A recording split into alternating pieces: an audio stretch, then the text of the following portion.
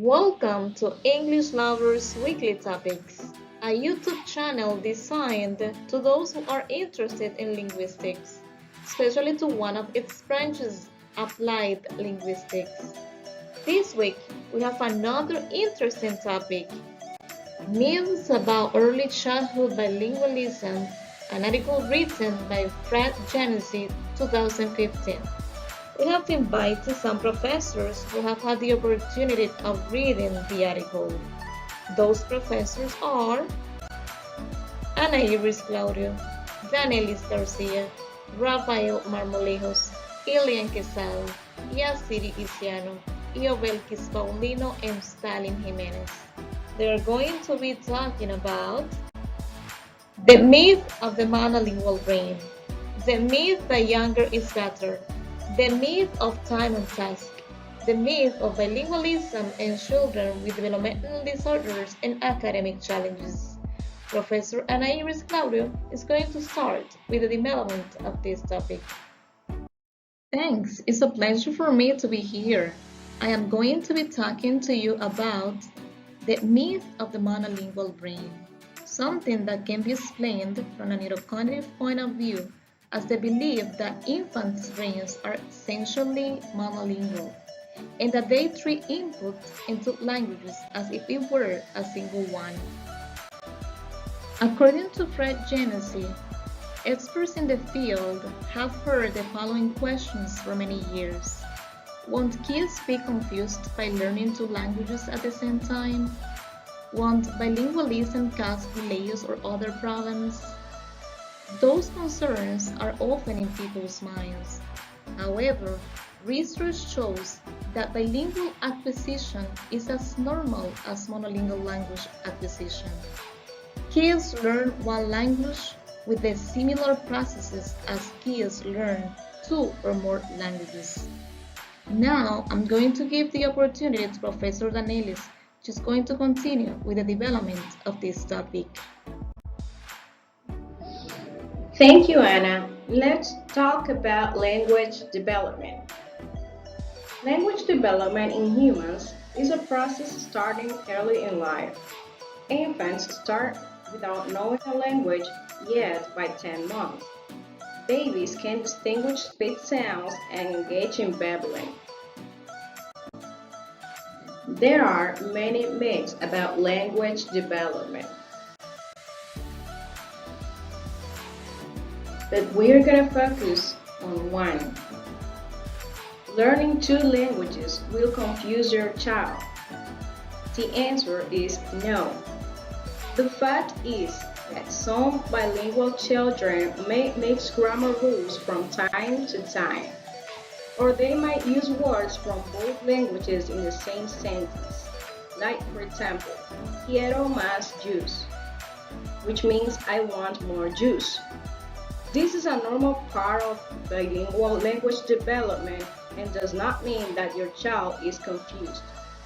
Usually by age 4, children can separate the different languages but might still blend or mix both languages in the same sentence. Now, my partner Rafael is going to continue aborting the topic. Thank you. Thank you, Danelis. Well, this is Rafael Marmolejos. I'm from Santiago in the Dominican Republic. It's a pleasure for me to be with you one more time, in this case from English Lovers YouTube channel, to share some information about grammatical constraints on bilingual code mixing or intra-utterance code mixing. What is code mixing? It implies the use of words from two languages in the same sentence, getting the speaker exposed to the possibility of violating the grammatical rules of one or both languages.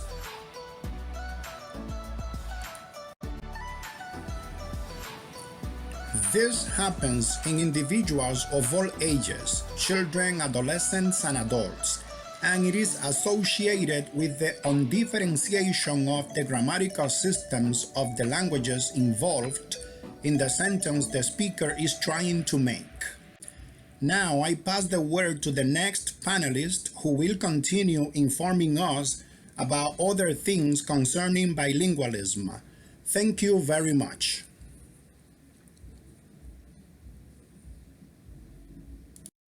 Thanks, Rafael. Now let's talk about differentiated use of two languages. If simultaneous bilingual children go through an initial unitary language stage, then one would expect them to have difficulty using their bilingual languages appropriately.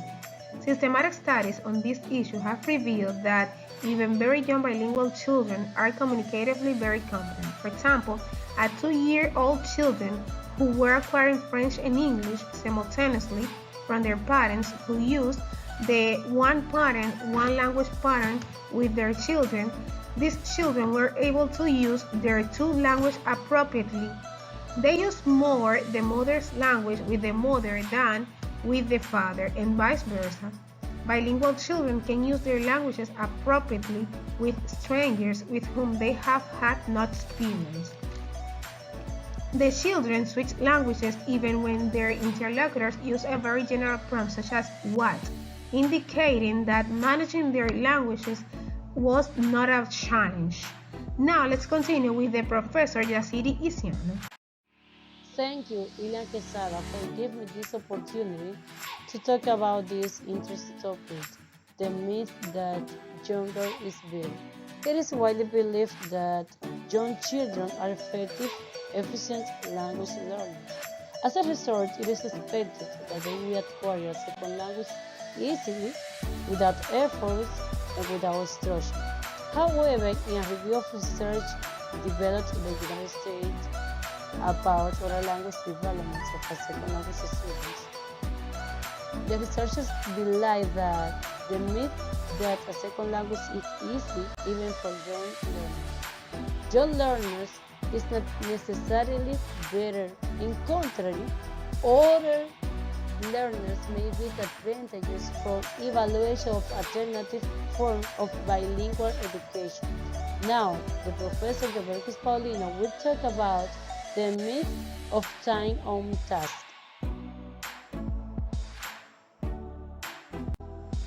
Thanks, Anairis. This is the myth of time on task. A relative belief exists about the process to learn English as a second language and the process to learn a language in general. And the myth is that some people believe that the time that you spend in the process to learn can determine a higher level of language that you have to have. And some research findings developed in the United States and in Canada demonstrate that there is no simple correlation between how much exposure you are to the language that you are studying in the school, in the home, and their language proficiency. And now, Stalin Jimenez will continue with the topic. The myth of bilingualism in children with developmental disorders and academic challenges. Throughout time, many people have kept the wrong idea that dual language learning during preschool years or in school is not good for children with a variety of learning challenges. But for Paradis et al. 2003, simultaneous bilingual children 7 to 7.6-year-old with SLI exhibited equivalent levels of morphosyntactic competence and the same profiles of morphosyntactic strengths and weakness as monolingual children with SLI. In conclusion, when children are given the right environment, learning two languages simultaneously is as natural as learning just one.